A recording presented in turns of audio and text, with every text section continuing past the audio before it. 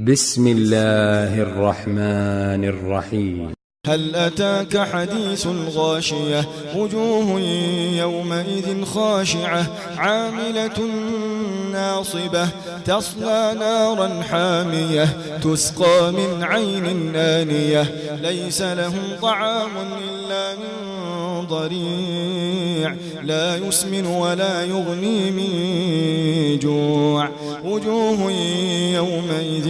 ناعمة لسعيها راضية في جنة عالية لا تسمع فيها لاغية فيها عين جارية فيها سرر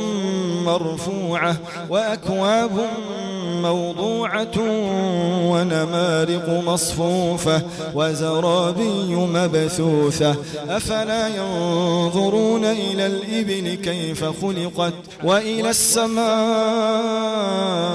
كيف رفعت وإلى الجبال كيف نصبت وإلى الأرض كيف سطحت فذكر إنما أنت مذكر لست عليهم بمسيطر إلا من